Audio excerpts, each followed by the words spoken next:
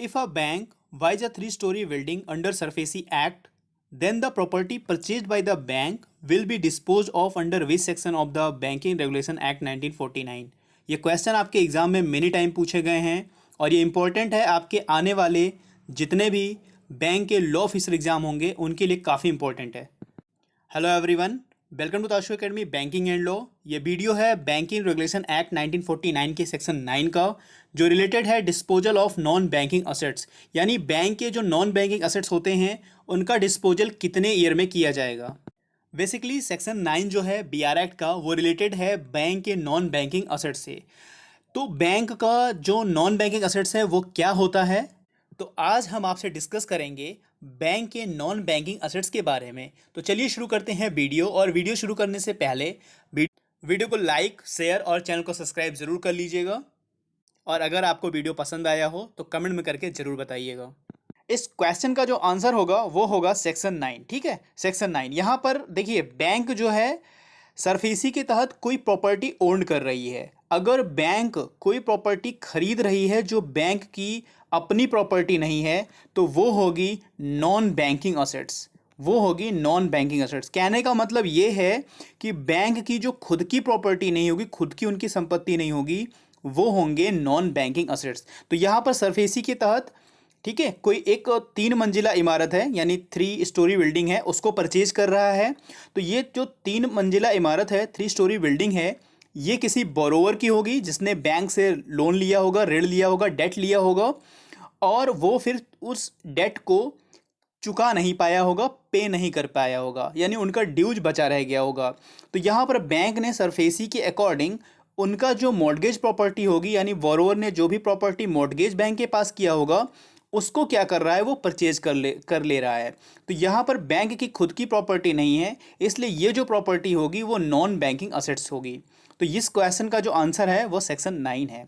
चलिए आगे हम वेर एक्ट की लैंग्वेज देखेंगे, फिर एक एग्जाम्पल के मदद से हम पूरा disposal of non banking assets को समझने का पूरा प्रयास करेंगे। यहाँ पर जो सेक्शन 9 है बैंकिंग रेगुलेशन एक्ट का, disposal of non banking assets, यहाँ पर ये बेयर एक्ट की लैंग्वेज है। तो पहले हम बेयर एक्ट की लैंग्वेज समझ लेंगे क्या कहना चाहता है, उसके बाद हम एक एग्जाम्पल की मदद से पूरा का पूरा सेक्शन 9 समझेंगे। Not with standing anything contained in section 6, banking regulation act का जो सेक्शन 6 है वो क्या कहता है। सेक्शन 6 ये कहता है कि बैंक जो है किस तरह का बिजनेस कर सकती है, यानी बेसिकली बैंक को बताया गया है कि बैंक क्या क्या व्यापार कर सकती है। तो यहाँ पर पता होगा आपको कि बैंक क्या क्या काम करती है। तो बैंक क्या करती है, बैंक डिपॉजिट एक्सेप्ट करती है, बैंक डिमांड ड्राफ्ट इशू करती है, बैंक चेकबुक इशू करती है, bank current account, saving account open करती है, एफडीज वगैरह ओपन करती है, लोन देती है, लाइन ऑफ क्रेडिट देती है, बैंक गारंटी देती है। ये सारे काम बैंक के हैं। इसके अलावा भी बैंक क्या काम करती है, तो बैंक इसके अलावा काम करती है मेंटेनेंस का, कंस्ट्रक्शन का, एक्विजिशन का, अल्ट्रेशन का। तो ये सब भी काम बैंक करती है, और ये सब काम करने का बैंक का जो पर्पज है, तो बैंक अपने व्यापार को ग्रो करना चाहती है, बढ़ाना चाहती है, इसलिए बैंक ये सारे काम करती है। तो यहाँ पर सेक्शन 6 में बेसिकली यही बताया गया है कि बैंक कौन कौन से व्यापार कर सकती है। No banking company shall hold any movable property however acquired except such as is required for its own use.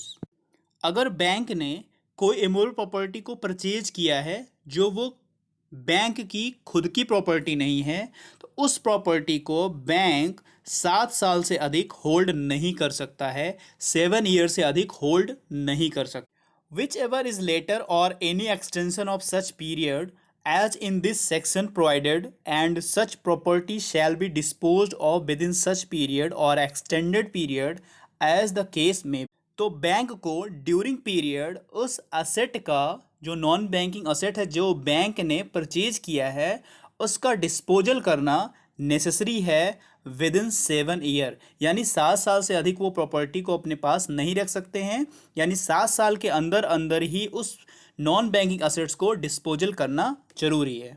यहाँ पर जो इंग्लिश में है वही सेम टू सेम हिंदी में है जो बेयर एक्ट में लिखा गया है। तो आप लोग हिंदी में भी पढ़ना चाहें तो हिंदी में भी ये पढ़ सकते हैं। Provided that the banking company में within the period of 7 years as aforesaid deal और trade in any such property for the purpose of facilitating the disposal thereof. Banking company उस प्रॉपर्टी को period of 7 year यानी during 7 year के दौरान उस property को वो बेच सकती है, डील कर सकती है, उसका कोई सौदा कर सकती है। तो 7 साल के अंदर अंदर उस प्रॉपर्टी को बैंकिंग कंपनी कुछ भी कर सकती है। Provided further that the reserve bank में in any particular case extend the aforesaid period of 7 years by such period not exceeding 5 years where it is satisfied that such extension would be in the interest of the depositors of the banking company। अगर bank उस property को 7 साल के अंदर disposal नहीं कर पा रहा है, उस संपत्ति का डिस्पोजल नहीं कर पा रहा है, तो बैंक उस केस में आरबीआई से रिक्वेस्ट कर सकती है कि उसके पीरियड को 5 ईयर और बढ़ा दिया जाए। तो आरबीआई के पास ये पावर है कि 5 साल उस प्रॉपर्टी के लिए डिस्पोजल के लिए, उस प्रॉपर्टी के डिस्पोजल के लिए 5 साल का पीरियड और एक्सटेंड कर सकती है। लेकिन आरबीआई लगे the interest of the depositor, यानी डिपॉजिटर का जो इंटरेस्ट है वो प्रोटेक्ट हो रहा है, तो आरबीआई उस पीरियड को 5 साल के लिए और बढ़ा सकती है। बैंक उस प्रॉपर्टी को 5 साल तक और होल्ड कर सकती है। लेकिन अगर आरबीआई को ऐसा लगे कि जो डिपॉजिटर है, जिसकी प्रॉपर्टी थी, उसका हित जो है, इंटरेस्ट जो है वो प्रोटेक्ट हो रहा है, तो 7 ईयर्स के लिए तो वैसे प्रॉपर्टी को होल्ड सकती है। आरबीआई अगर एक्सटेंड करती है तो 5 ईयर के लिए और करेगी, तो 5 ईयर तक होल्ड सकते हैं। फिर उसके बाद उसका डिस्पोजल कर सकते हैं, चाहे वो ट्रेड करें, डील करें, बेच लें, कुछ भी करके उस प्रॉपर्टी का डिस्पोजल करना होता है उस बैंक। तो यहाँ पर जो बैंकिंग रेगुलेशन एक्ट का सेक्शन 9 है वो बिल्कुल क्लियर हो चुका है। अब हम एक एग्जांपल से इन चीज़ों को और समझेंगे, बहुत अच्छे से समझेंगे। बट यहाँ पर ये है कि सेक्शन 9 जो था वो disposal of non banking assets के बारे में था, यानी बैंक की जो खुद की प्रॉपर्टी नहीं है उसका डिस्पोजल बैंक कितने साल में करेगी। तो यहाँ पर आपको पता चल गया 7 ईयर्स में, और 5 ईयर्स के लिए आरबीआई बढ़ा सकती है जब उसे लग रहा हो कि वहाँ पे जो डिपॉजिटर है उसका इंटरेस्ट प्रोटेक्ट हो रहा है। अब हम यहाँ पर एक एग्जाम्पल से समझेंगे disposal of non banking assets के बारे में, कि basically disposal of non banking assets का मतलब क्या है। तो वहाँ पे बेरेट की लैंग्वेज आप समझ गए हैं, तो वहाँ पे इतने साल के अंदर उनको अपनी प्रॉपर्टी को ट्रेड वगैरह करना होगा, यानी 7 साल के अंदर अंदर उस प्रॉपर्टी का पूरा पूरा डिस्पोज करना होगा। तो यहाँ पर ये है मिस्टर एक्स और इन्होंने एक बैंक है, ठीक है, ये सपोज करिए कोई बैंक है जिससे इन्होंने 10 लाख रुपीज़ का होम लोन ले रखा है, ठीक है, होम लोन ले रखा है 10 लाख रुपीज़ का, ठीक है। 5 साल के अंदर इनको पे करना है, 5 साल के अंदर इनको पे करना है इस पूरे 10 लाख रुपीज़ को।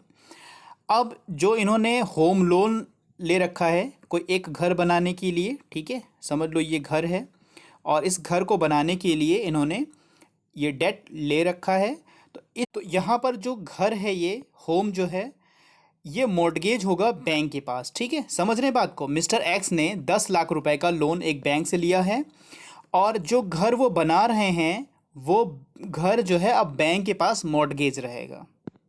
तो जो ये होम है ये बैंक के पास मॉर्टगेज हो गया 5 साल तक के लिए, कि मिस्टर एक्स जब 10 लाख रुपए पूरा कर देंगे बैंक को तो ये जो घर होगा वो मिस्टर एक्स का हो जाएगा। बट अभी 5 साल के लिए ये मॉर्टगेज होगा बैंक के पास।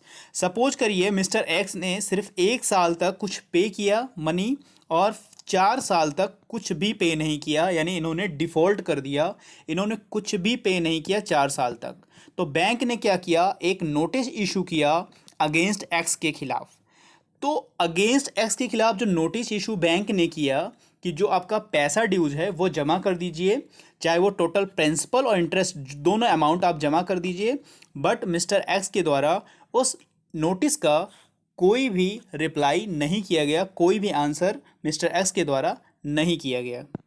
फिर बैंक के पास क्या राइट रहा, तो बैंक ने फिर से एक डिमांड नोटिस 60 डेज का इशू किया, ठीक है, डिमांड नोटिस 60 डेज का इशू किया अगेंस्ट एक्स कि आप मेरा पैसा 60 दिन के अंदर पे कर दीजिए, नहीं तो ये प्रॉपर्टी हम अटैच कर लेंगे, अपने पोजीशन में ले लेंगे, उस पर हम कब्जा कर लें। डिमांड नोटिस इशू होने के बाद भी मिस्टर एक्स ने कोई रिप्लाई नहीं किया, उस डिमांड नोटिस का कोई आंसर मिस्टर एक्स के द्वारा किया ही नहीं गया, तो अब इस प्रॉपर्टी को बैंक अपने पास अटैच कर लेगी, उस पर अपना कब्जा कर लेगी, पूरा का पूरा पोजीशन बैंक के पास आ जाएगा। क्योंकि ये जो जो डिमांड नोटिस है 60 डेज का, वो सरफेसी एक्ट का सेक्शन 13(2) के अंतर्गत है। इसमें 60 दिन का नोटिस पीरियड है, 61वें दिन से उस प्रॉपर्टी का अटैचमेंट शुरू हो जाता है। तो अब बैंक जो ये होम है, घर है, इस पे अपना कब्जा कर लेगा। अब ये जो प्रॉपर्टी आ गई बैंक के पास, ये है नॉन बैंकिंग असेट। यही प्रॉपर्टी नॉन बैंकिंग असेट कही जाएगी, क्योंकि ये प्रॉपर्टी बैंक के खुद की यूज की नहीं है, इसलिए नॉन बैंकिंग असेट्स ये प्रॉपर्टी कही जाएगी। अब बैंक क्या करेगी, इसको अपने पास 7 साल तक होल्ड कर सकती है। 7 साल से अधिक इस प्रॉपर्टी को होल्ड नहीं कर सकती है। 7 साल के अंदर, चाहे कितने भी दिनों के अंदर, इस प्रॉपर्टी को वो बेचकर अपनी रिकवरी कर लेगी। तो यहाँ पर आपको इतना समझ में आ गया कि बैंक की नॉन बैंकिंग असेट्स कौन सी होती है। तो इस तरह की असेट जो होगी वो बैंक की नॉन बैंकिंग असेट्स होगी। अच्छा, आपके मन में एक क्वेश्चन ये आ रहा होगा, फिर बैंक की अपनी प्रॉपर्टी कौन सी होगी। तो बैंक ने जैसे अपने ऑफिस, परमानेंट ऑफिस डालने के लिए कोई प्रॉपर्टी को परचेज कर रखा है, वो उनकी खुद की प्रॉपर्टी होगी। तो जो भी बैंक अपने काम के लिए परमानेंट यूज करेगी, वो बैंक की अपनी खुद की प्रॉपर्टी होगी। और जो बैंक की खुद की प्रॉपर्टी होगी वो सेक्शन 9 के तहत नहीं आएगी, वो परमानेंट लाइफ टाइम के लिए होल्ड कर सकती है। लेकिन बैंक ने जो प्रॉपर्टी खुद की यूज के लिए नहीं परचेज किया है, खुद की यूज के लिए ओन्ड नहीं किया है, उस असेट को हम बोलेंगे नॉन बैंकिंग असेट, और इसका डिस्पोजल 7 साल के अंदर अंदर करना। आई होप ये वीडियो आपको काफ़ी पसंद आया होगा। अगर आपको ये वीडियो बहुत पसंद आया है तो प्लीज़ वीडियो को लाइक कर दीजिएगा, शेयर कर दीजिएगा, और अगर आज आप चैनल पे नए हैं तो चैनल को सब्सक्राइब जरूर कर लीजिएगा। चलिए मिलता है नेक्स्ट वीडियो में। God bless you to all. Thank you for watching.